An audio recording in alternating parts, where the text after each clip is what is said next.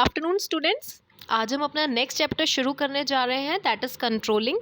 इसमें हमारे पास स्ट्रक्चर में है introduction, meaning, importance, features, control process, essential of good control system, types of control, techniques of control and summary.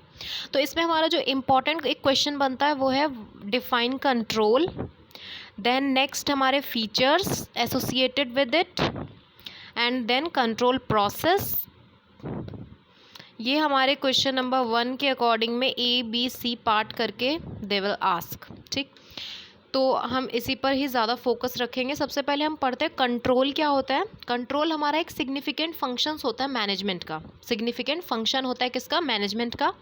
Manager क्या है कि फॉलो करते हैं कंट्रोल प्रोसेस को, ठीक है, जहाँ से वो एश्योर होते हैं कि हमारे रिसोर्स जो भी हमने ऑब्टेन किए हैं वो एक ओरिजिनली फॉर्म में ही हम यूटिलाइज कर सकें।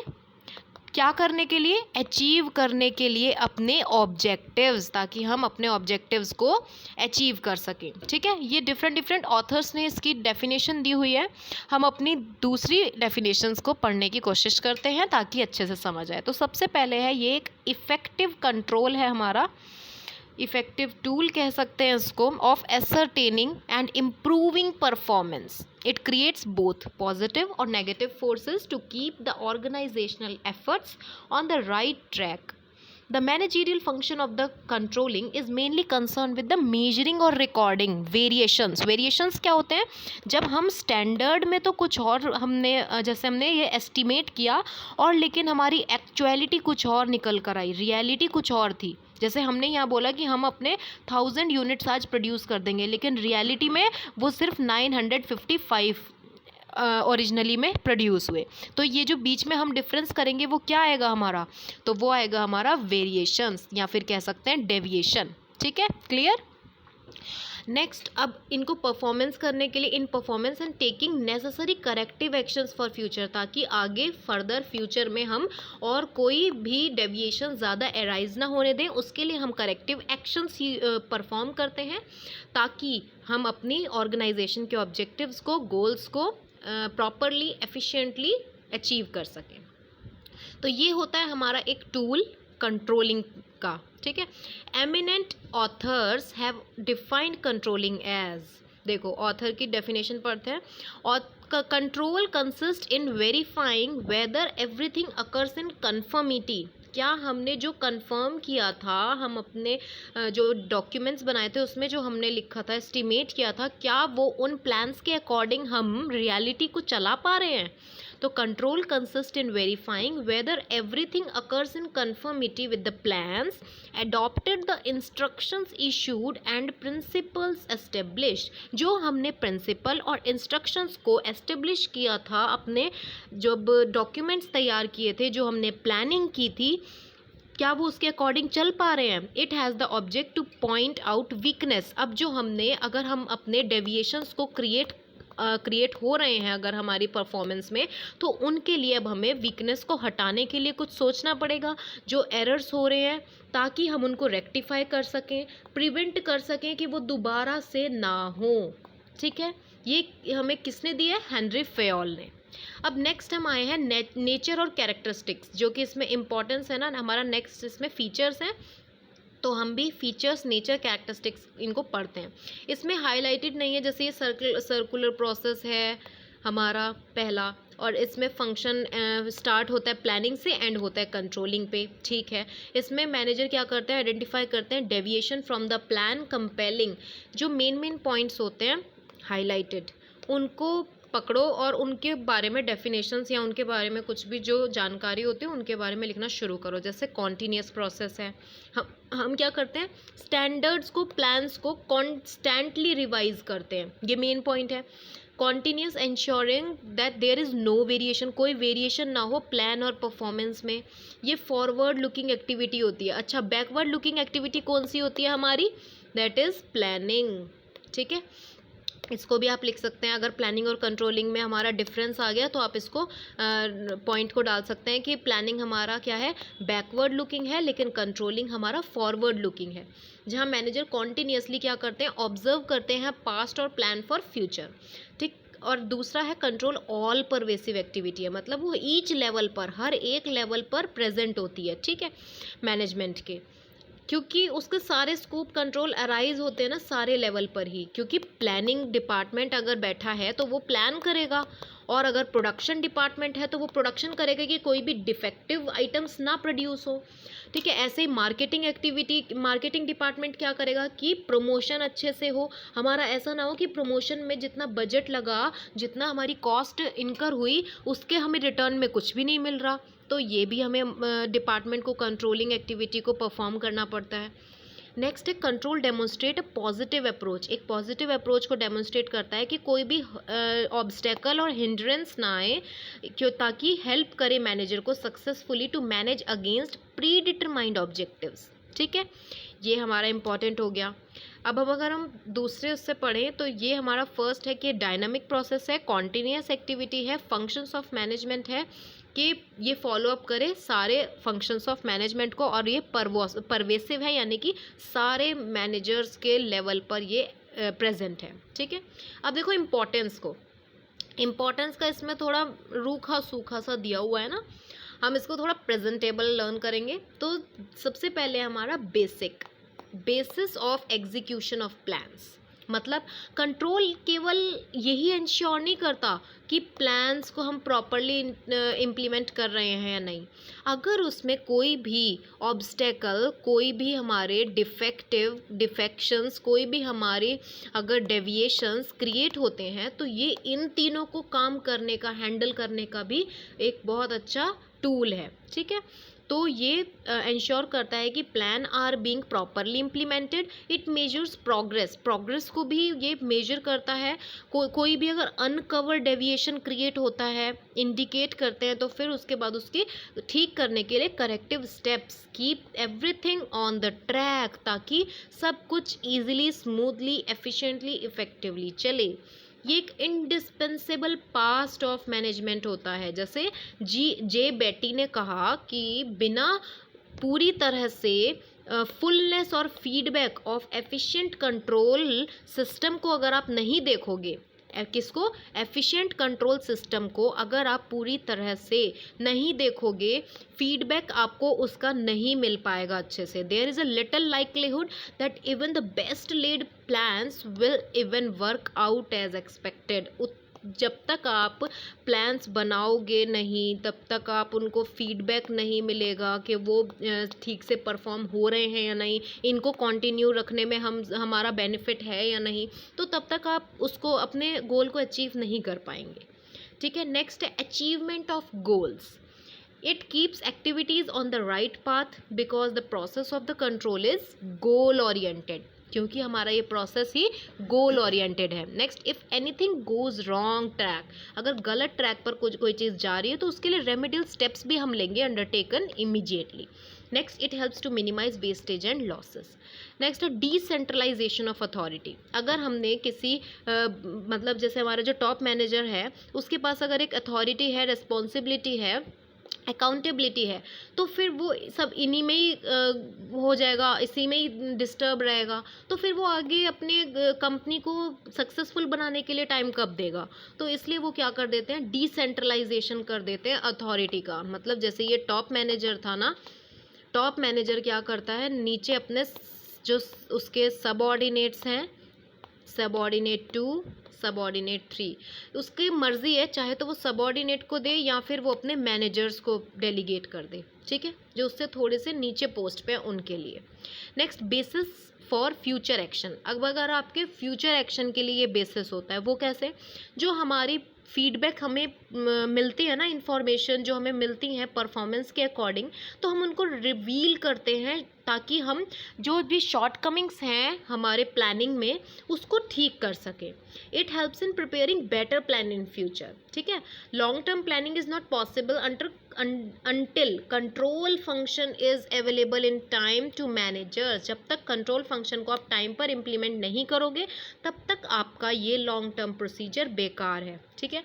नेक्स्ट है ऑर्डर्स और डिसिप्लिन व्हाइल परस्यूइंग गोल्स, जब तुम अपने गोल्स को फर्दर स्टार्ट करने की सोच रहे हो तो मैनेजर और उनके सबऑर्डिनेट को अपनी मिस्टेक्स जो उनसे हुई हैं उनको मानना ही पड़ेगा।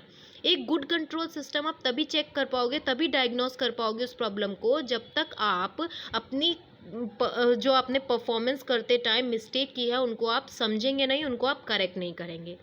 नेक्स्ट है प्रमोट्स कोऑर्डिनेशन, यानी कि डिफरेंट डिफरेंट डिपार्टमेंट्स में अपनी unity of direction, unity of command, अपने कोई भी अगर आपके में डिफरेंस आ रहा है ब्रिज करने के लिए between different levels of authority, तो इन जब तक आप ये सब नहीं करेंगे आपके कंपनी में कोऑर्डिनेशन नहीं होगा, तो तब तक आप अपने गोल को अचीव भी नहीं कर पाएंगे। Next, cope with uncertainty and change. आप क्या करें, जो भी एनवायरनमेंट है ऑर्गेनाइजेशन में अगर वो कॉम्प्लेक्स है और एवर चेंजिंग मतलब बदलता रहता है, तो ऑर्गेनाइजेशन को क्या करना पड़ेगा, वॉचफुल आई रखनी पड़ेगी कि आखिर उनके कॉम्पिटिटर्स, उनके आगे फर्दर जो और हैं कलीग्स, वो क्या क्या डेवलपमेंट कर रहे हैं, क्या क्या कैसे रिस्पॉन्ड कर रहे हैं इंटेलिजेंटली, तो आपको भी पूरी तरह उस पर एक निगरानी रखनी पड़ेगी।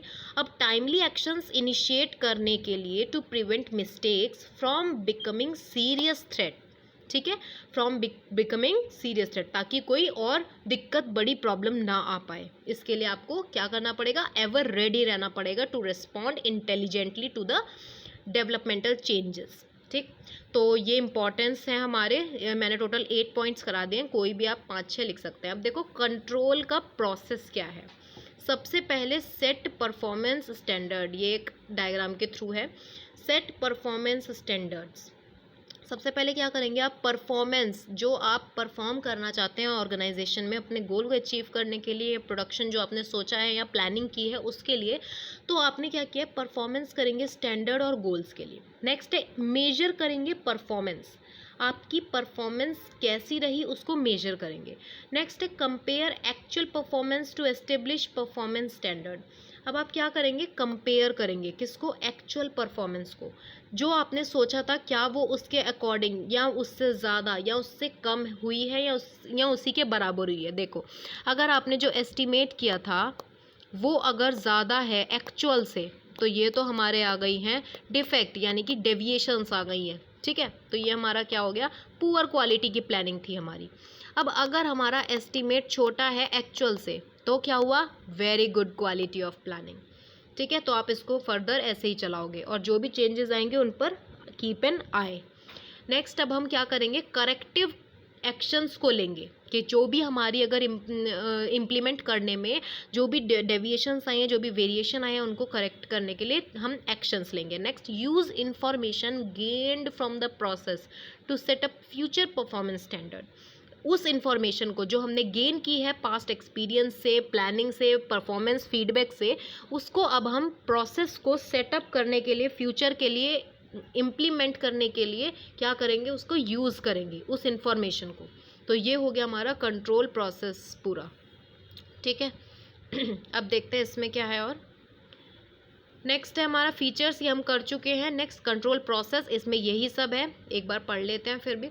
एक स्टैंडर्ड एक क्राइटेरियन होता है against which future result could be measured. Standards create when objectives are set during the planning process. Control begin with the establishment of standards. ठीक है, कंट्रोल कैसे शुरू होता है, जब हम एस्टेब्लिश करते हैं स्टैंडर्ड्स को। एक ऑर्गेनाइजेशन अगर स्ट्रैटेजिकली प्लान करे और plan broken down into departmental level, तो unit level individual objectives, it is found that standards are of physical nature or expressed in terms of number of units। ठीक, organisation के standard कैसे express किए जाते हैं, in terms of financial measure, more in nature of increase in revenue, expenditure, investment etcetera. ठीक है, इतना लिख दोगे काफ़ी है। नेक्स्ट है measure of actual performance. The very purpose of control is to measure the actual performance. आप measure करो एक्चुअल परफॉर्मेंस को स्टैंडर्ड जो आपने बनाया था उससे। मॉनिटर करना और मेजर करना, ये तो एक कॉन्टिन्यूस एक्टिविटी है जो चलती रहेगी, जो पास्ट से लेके फ्यूचर तक चलती रहेगी। इन्वॉल्व करते collection of data that represent the actual to be intended so as to help the manager in his control function. ठीक, अब जब आप एस्टेब्लिश कर रहे हो स्टैंडर्ड को, अगर आपके काम में, आपके इन्फॉर्मेशन में, आपके फीडबैक में क्लैरिटी है और यूनिफॉर्मिटी है, तो मेजर करना परफॉर्मेंस को बहुत ही इजी टास्क हो जाता है। ठीक है, ये किस पर डिपेंड करता है, स्पीड पर. With the control information is required, otherwise delay the in measurement will cause delays in taking corrective actions. Simple सी बात है. अगर आपने क्या किया, देखो, अगर आपने जैसे मेजर किया है अपनी एक्टिविटी को कि भाई हमने सोचा क्या था और रियलिटी क्या निकल कर आई है, तो उसमें अगर आपने करेक्टिव मेजर लेने में ही डिले कर दिया तो कोई सवाल ही पैदा नहीं होता कि आपने अगला प्रोडक्शन बिल्कुल सही एक्यूरेटली करना है. अगर आप उसको ही इम्प्लीमेंट करने में फ़ेल हो गए हैं, मेजरमेंट करने में फ़ेल हो गए हैं, तो फिर आगे भी आपका डिले होता चला जाएगा. ठीक है, इसलिए फर्दर प्रोसेस को इम्प्लीमेंट करने के लिए आपको प्रीवियस को ठीक करना पड़ेगा. नेक्स्ट है comparison of actual performance with the original standards. एक बार अगर स्टैंडर्ड एस्टेब्लिश हो गए हैं तो एक्चुअल परफॉर्मेंस तो मेजर हो ही जाएगी. It has to be compared with the original standards. It might result in either meeting the standards or deviating from the standard. अगर original standard met हो गए, the organization can plan for higher standard. But if manager has observed deviation, तो corrective action has to be taken. Minor deviation could be tolerated. देखो, छोटे मोटे deviations तो tolerate हो जाते हैं, उनको ठीक कर देते हैं, लेकिन major deviations तो seriously action लेने पड़ेंगे ना. नेक्स्ट है करेक्टिव एक्शन. अब आपने जो भी ऑब्जर्व किए हैं डेविएशंस, तो उसका एक सबसे सिंपल तरीका है, उसके लिए ठीक करने के लिए करेक्टिव एक्शंस लीजिए. मेजरमेंट ऑफ परफॉर्मेंस और उसके comparison with original standard should lead to taking steps towards the correcting those deviation and checking the original standard itself. जो आपने deviations को लिया, मतलब जो आपने ऑब्जर्व किए, उनको चेक करो. उस ओरिजिनल स्टैंडर्ड से जो आपने परफॉर्म किया था, डॉक्यूमेंट में प्रिपेयर किया था, जो भी प्रॉब्लम्स आई हैं उनको करेक्ट करने के लिए आप वो एक्शंस लीजिए. करेक्टिव एक्शन कैसे टेक प्लेस ले सकते हैं आप, कि इन सिंप्लीफिकेशन ऑफ द प्रोसेस. जो आपने अगर कोई कॉम्प्लेक्स तरीका इस्तेमाल किया करने का सोचा था, कोई भी सोफिस्टिकेटेड तरीका सोचा था, तो उसको अब आप हटाकर सिंप्लीफिकेशन ऑफ प्रोसेस को यूज़ करो. यूज़ ऑफ एडवांस टूल्स करो. Techniques, restructuring the organisation, redefining the people management practices, effective communication का यूज़ करो. यानी कि कोऑर्डिनेशन लेवल बहुत हाई होना चाहिए between the different departments, object between the subordinates, employees. उनकी कोई भी अगर प्रॉब्लम है उसको इमीडिएट एक्शन में लेना चाहिए. नेक्स्ट है हमारा फीडबैक. अब फीडबैक तो हर एक एलिमेंट में, हर एक प्रोसेस में ही ये एलिमेंट बहुत इंपॉर्टेंट है. Manager who is in charge of control will receive a lot of information और feedback on the actual performance in comparison with the planned standards. Obviously manager के पास तो आएंगे ही ना सारी इन्फॉर्मेशन के, भाई हमने क्या सोचा था, कैसे प्लानिंग की थी, कैसे उसका एक्चुअल में परफॉर्मेंस हुआ और कैसे उनके प्लान स्टैंडर्ड से वो कंपैरिजन करके डिफरेंसेस आए हैं. तो एक पॉजिटिव फीडबैक क्या भेजता है, पॉजिटिव रिजल्ट. और उसको अचीव करने का परफॉर्मेंस स्टैंडर्ड को ये एक बहुत बड़ा टास्क होता है. ठीक है, इसलिए अगर नेगेटिव फीडबैक अगर आप भेजोगे तो ये मैनेजर की ड्यूटी है कि वो उसको मोटिवेट के तौर पर सबऑर्डिनेट्स को करे, ताकि वो अपने परफॉर्मेंस, जो स्टैंडर्ड्स को अचीव करने के लिए परफॉर्मेंस वो करेंगे, वो मोटिवेशन से करें. ठीक है, ये नहीं कि अगर उनको नेगेटिव फीडबैक मिला है तो वो उसको छोड़ दें और अपनी ड्यूटी वगैरह कुछ भी ना करें और फिर वो शांति से बैठ जाएं. तो इससे क्या होगा, अल्टीमेटली डिटेरियोरेट ही होगी कंपनी की वैल्यू, कंपनी के गोल्स. ठीक. नेक्स्ट है essential of good control system. अगर असेंशियल क्या होंगे गुड कंट्रोल सिस्टम के, अगर एक कंपनी कंट्रोल सिस्टम को अप्लाई कर रही है अपनी ऑर्गेनाइजेशन में, तो कंट्रोलिंग एक असेंशियल है. Essentially a checking function of the manager. Organization do an effective control points and design them carefully to help them grow. ठीक. नेक्स्ट देखो, इसमें ना मेन पॉइंट है, जैसे कि सूटेबिलिटी एक असेंशियल एलिमेंट है. नेक्स्ट में क्या है हमारा, फ्लेक्सिबिलिटी. नेक्स्ट में क्या होगा हमारा, ये allow immediate reporting of deviations. ठीक है, मेन पॉइंट को याद रखो, बाकी फिर आप इसको अपनी लैंग्वेज में कन्वर्ट कर ही सकते हैं. नेक्स्ट है फॉरवर्ड लुकिंग कंट्रोल सिस्टम. ठीक है, ये pin point, whether it is simple deviation और वाइटल, ठीक है, पिन पॉइंट होना चाहिए. दूसरा, प्री सपोज करना चाहिए डिफाइन स्टैंडर्ड्स, ताकि उनके ऑब्जेक्टिव्स अटेनेबल हों. ठीक है, अफोर्डेबल होना चाहिए, और ये should be designed in such a way that it is easy to understand. तो इसको आप मेन पॉइंट को क्या लिख सकते हो, easy to understand and seen by objective. ठीक है, फिर है एक बार अगर डेविएशंस डिटेक्ट हो गए हैं तो कंट्रोल सिस्टम को अलाउ करना चाहिए manager to take corrective actions and control the situation on hand. Timely action हमारा क्रक्स होता है इफेक्टिव कंट्रोल सिस्टम का, timely action. It is not possible to control everything in organization, इसलिए control system should be selectively designed, a critical check. ठीक है, तो ये हो गए हमारे। अब है हमारा नेक्स्ट टाइप्स ऑफ कंट्रोल। एक बार इसको देख लेते हैं हम। कंट्रोलिंग टेक्निक्स ट्रेडिशनल और मॉडर्न होती हैं। ठीक है, modern business enterprise use a large number of techniques of managerial control. तो पहला हमारा ट्रेडिशनल है, या इसको बोलते हैं कन्वेंशनल टेक्निक, जैसे पर्सनल ऑब्जर्वेशन हो गया, statistical reports, break even analysis, standard costing, budgetary control. ठीक है, ये फिर है हमारा मॉडर्न और कंटेम्प्रेरी। देखो मॉडर्न और ट्रेडिशनल में क्या डिफरेंस था। इसमें हमारे personal observation, statistical report, break even analysis, BEP, standard costing और बजटरी कंट्रोल। लेकिन इसमें क्या आएगा हमारा management audit, PERT, CPM, management information system, जिसको हम कहते हैं MIS। ठीक है, जो हमारा किस में यूज़ हुआ था एक बार, लॉजिस्टिक में। MCOM के फर्स्ट ईयर में जब आपने पढ़ा होगा इंटरनेशनल मार्केटिंग लॉजिस्टिक, उसमें हमने सारी पूरी MIS पढ़ी थी। उसमें लॉजिस्टिक था, सप्लाई चेन मैनेजमेंट था। ठीक है, अब हमारा आया है ये टाइप्स ऑफ कंट्रोल। तो इनपुट, प्रोसेस, सबसे पहले हम क्या करते हैं, इनपुट डालते हैं, देन प्रोसेस होता है, और फिर क्या आता है हमारा आउटपुट। तो इनपुट हमारा कैसे आया, फीड फॉरवर्ड कंट्रोल, यानी कि एंटिसिपेट करके प्रॉब्लम्स को हम पहले से ही एडवांस में सोच लेते हैं कि हमारी क्या प्रॉब्लम्स आएंगी। ठीक है, नेक्स्ट है प्रोसेस। अब प्रोसेस कैसे, क्या क्या हमारा नेक्स्ट टाइप है कि कॉन्करेंट कंट्रोल, यानी कि करेक्ट करना प्रॉब्लम को जैसे जैसे हैपन होंगी। फिर है आउटपुट, यानी कि feedback control, correct problem after they occur, correct करो उन प्रॉब्लम्स को जब वो अकर हों। ठीक है, अब देखो टाइप्स ऑफ कंट्रोल में हमारा पहला है कि जब एक unit head manager can implement and control before the process begins, process शुरू होने से पहले ही, तो उसको हम कहते हैं फीड फॉरवर्ड। ठीक, उसके बाद अगर ड्यूरिंग द प्रोसेस है तो उसको हम कहते हैं कॉन्करेंट, और कंप्लीट होने के बाद को कहते हैं हम फीडबैक। ठीक है, इसी को ही हम पूरा एक्सप्लेन करा हुआ है इसमें, जो कि मैं आपको ऊपर भी समझा चुकी फीडबैक वगैरह के बारे में। फिर हमारा इंटरनल कंट्रोल सिस्टम है, तो ये मैंने इसमें लिखा हुआ है। पहला है हमारा डिटेक्टिव कंट्रोल, जैसे कि हमें नेम सजेस्ट किया, तो these control are the control in place to detect any discrepancy. नाम से पता चल रहा है ना, डिटेक्टिव है, तो डिस्क्रिपेंसी, कोई भी deviation from the policies in place, तो ये एक पर्पस शो करता है या सर्व करता है ऑफ द इंटीग्रिटी चेक। जैसे for example a surprise check of actual cash balance in hand and the cashier and cash balance as per the account will ensure if the cashier is doing his job accurately और not. बिल्कुल सही और बिल्कुल understanding example. ठीक है, उसके बाद the same way comparing actual physical stock in the warehouse and closing stock as per the book will show if there is any issue in the inventory processing. ठीक है, कोई भी pilferage normal loss हो गया तो उसको भी हम अपनी बुक्स में रिकॉर्ड्स कर सकते हैं। तो ये हो गया हमारा डिटेक्टिव कंट्रोल। अब नेक्स्ट है हमारा प्रिवेंटिव। नाम से पता चल रहा है, क्या नाम से पता चल रहा है कि कोई भी अगर आपके डिस्क्रिपेंसी अराइज हुई है तो उसको कैसे आप स्टॉप कर सकते हैं, कैसे उन गलतियों को, डिस्क्रिपेंसी को पहले ही प्लेस में होने से रोक सकते हैं।